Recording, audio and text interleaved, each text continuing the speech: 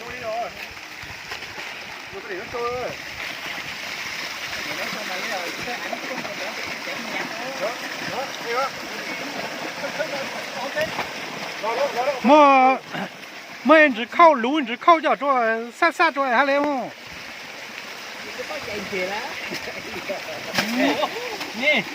À, cái này Cái này nhẹ quá. Cái này là cháu cơ mà. nó có gì ở tay không? Sao có gì ở tay không?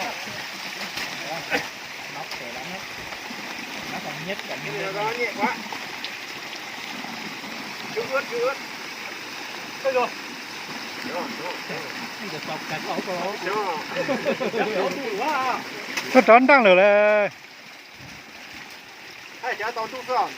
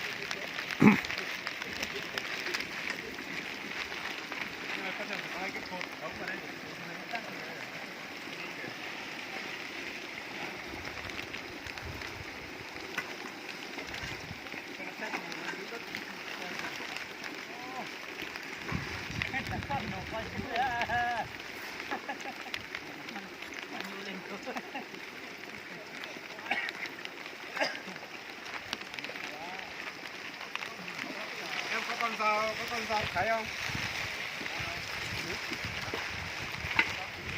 Có anh dùng dao nhiều thôi.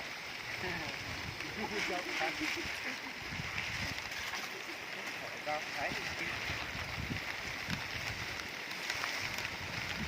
Đây là cái đống kia vào thì tốt nè.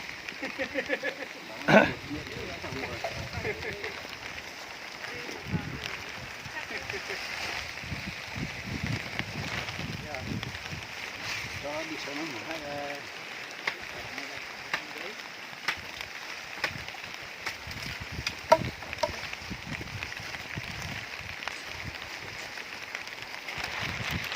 cái để lúc để mà để sao cái mà sao này có ai đừng chạy hả mà tao cùng học được ha.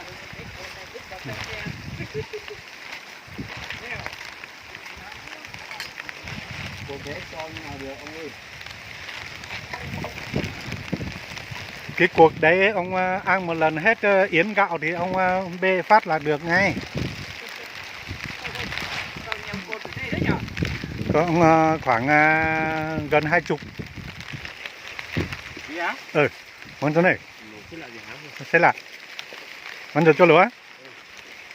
Lúa kỹ đúng không? À, sao cho nhau ô cho nhau liều mà.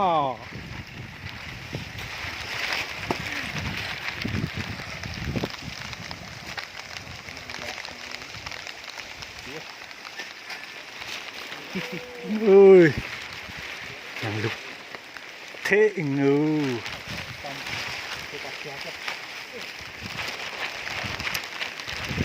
Làm lục thế.